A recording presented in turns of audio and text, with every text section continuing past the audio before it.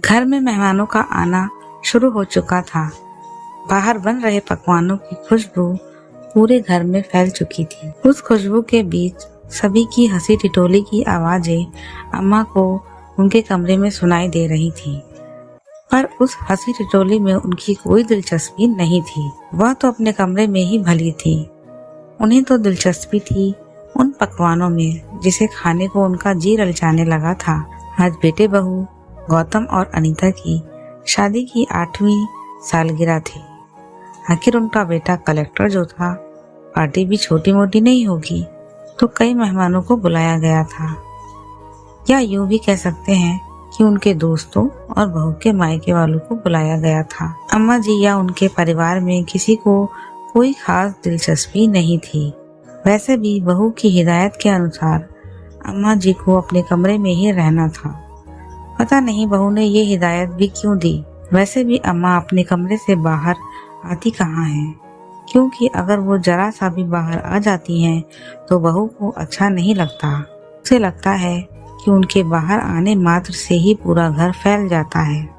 शायद उसके इस चमकीले सुंदर ईंट गारे के घर में अम्मा ही अकेली पुरानी वस्तु थी, जो उस घर में उस जिद्दी दाग धब्बे की तरह थी, जिसे हटाना तो हर कोई चाहता है, लेकिन फिर भी वो अपनी छाप उस जगह छोड़ ही देता है। और अम्मा जी को घर से निकाले तो उनकी इज्जत पर धब्बा पड़ जाए।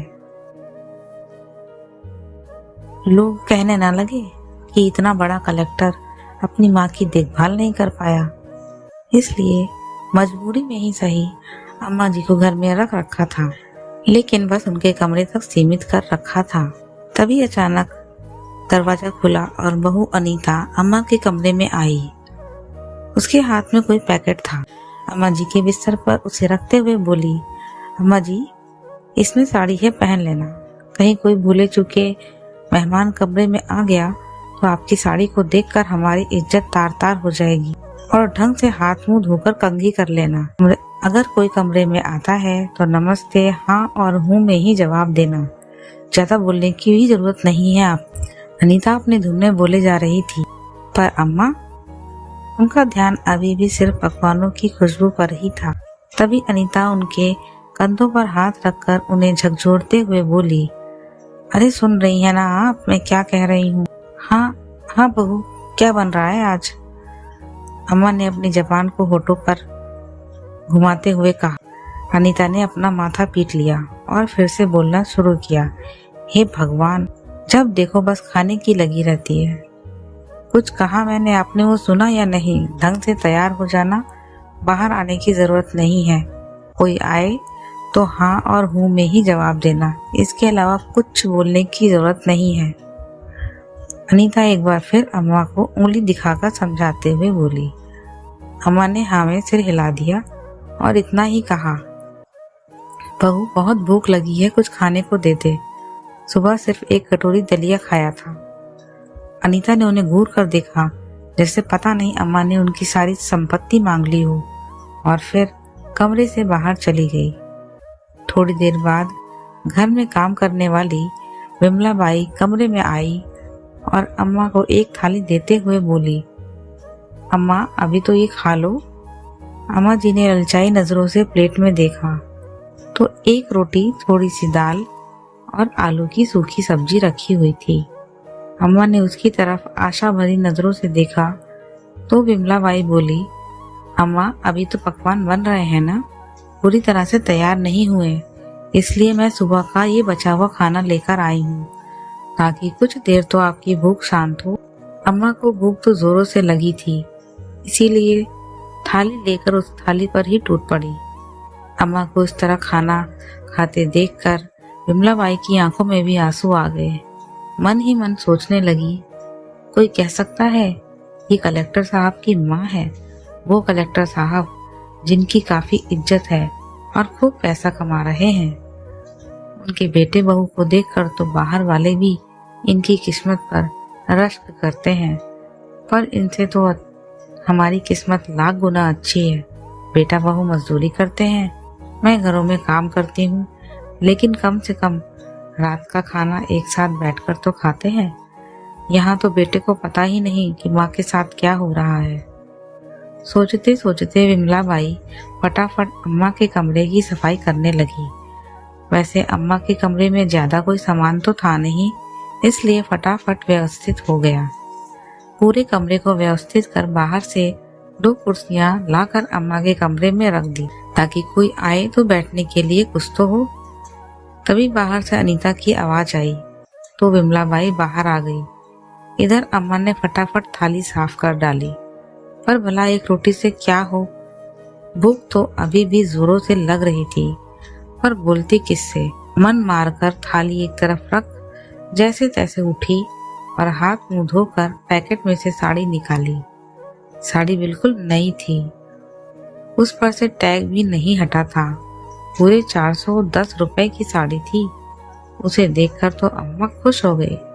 मेरे बच्चों ने पहली बार मेरे लिए साड़ी खरीदी, पर साड़ी के साथ ब्लाउज और पेटीकोट तो था ही नहीं, इसलिए अपने पुराने ब्लाउज पेटीकोट के साथ ही साड़ी पहन ली। थोड़ी देर बाद सारे मेहमान बाहर इकट्ठा हो गए तो केक काटने का वक्त हो गया। गौतम और अनीता केक काटने के लिए एक साथ आ गए। तभी गौतम के किसी दोस्त ने कहा, अरे गौतम, घर में आंटी जी भी तो है, उन्हें भी तो बुलाओ। आखिर तुम्हारी जिंदगी का इतना खुशी का दिन है तो उन्हें तो यहाँ होना ही चाहिए। उसकी बात सुनकर गौतम झेप गया। उसने अनीता की तरफ देखा तो अनीता बात बनाते हुए बोली, अरे भैया, बात यह है कि अम्मा जी की तबीयत ठीक नहीं रहती, इसलिए वो बाहर नहीं आई। उन्होंने खुद मना किया है कि मुझे परेशान मत करना, वरना हमारा तो बड़ा मन था उन्हें बाहर लाने का, उन्हीं के हाथों से केक कटवाने का। आखिर सबको अपनी बातों से संतुष्ट कर अनीता ने गौतम के साथ मिलकर केक काटा। इधर खाने पीने में सब लोग मशगूल हो गए। इतने में विमला बाई ने एक प्लेट अम्मा के लिए खाना लगाया तो अनीता ने उसे डांट दिया, ये क्या कर रही हो विमला, यह प्लेट लेकर जा रही हो? विमला ने झेपते हुए कहा, विम साहब, अम्मा को भूख लग रही होगी, उन्होंने एक रोटी ही तो खाई थी, तो एक रोटी भी काफी है तसल्ली लाने के लिए। उनकी तो उम्र हो चुकी है, उनका तो पेट ही भर गया होगा।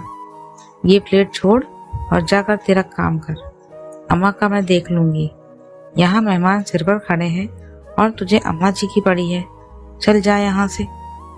आखिर मजबूरन विमला बाई को प्लेट वहीं रख कर अपने काम पर जाना पड़ा। इधर अनीता अपने दोस्तों के साथ बिजी हो गई। रात के 11 बज गए, लेकिन अम्मा जी को खाना तक नहीं दिया। अब तो अम्मा की भूख के मारे हालत खराब होने लगी। अब उनसे बिल्कुल बर्दाश्त नहीं हो रहा था, लेकिन पार्टी तो अभी तक चल रही थी। लेकिन जब बिल्कुल बर्दाश्त नहीं हुआ तो आखिर मजबूरी में ही सही वो उठकर अपने कमरे से बाहर आ गई। उन्हें बाहर देखकर गौतम का मूड खराब हो गया। वो धीरे से अनीता पर बिगड़ते हुए बोला, अनीता, तुमसे कहा था ना मैंने, ये अम्मा बाहर क्या कर रही हैं? तुम्हें मेरी इज्जत का बिल्कुल भी ख्याल नहीं है, अंदर लेके जाओ अभी के अभी। अनीता फटाफट अम्मा के पास गई और उन्हें अंदर धकेलते हुए बोली, अम्मा जी, आप बाहर क्या कर रहे हो? आपकी तबीयत खराब है ना? चलिए अंदर चलिए, आराम कीजिए। लेकिन अम्मा भूख से तड़प रही थी तो सबके सामने ही बोल पड़ी, बहू, मुझे बहुत जोर से भूख लगी है, कुछ खाने को दे दे। उनकी बात सुनकर सब लोग हैरानी से अम्मा की तरफ देखने लगे। इतने बड़े कलेक्टर की माँ अभी तक भूखी प्यासी बैठी है, जबकि कलेक्टर साहब सबको पकवान खिला रहे हैं। कुछ लोग दबी जबान में बात करने लगे। कुछ बातें गौतम और अनीता के कान तक भी पहुंची। आखिर अनीता अम्मा को अंदर जबरदस्ती खींचते हुए ले गई। जबरदस्ती उन्हें उनके पलंग की तरफ धकेलते हुए बोली, खबरदार, जो आप बाहर आई तो उससे बुरा कोई नहीं होगा। शर्म नहीं आती अपने बेटे की इज्जत इस तरह से उछालते हुए? क्या बताना चाहती आप लोगों को कि हम आपको भूखे रखते हैं? आपसे तो मैं बाद में बात करूंगी, पहले जो आप बाहर रायता फैला कर आई हैं उसे तो समेटूं।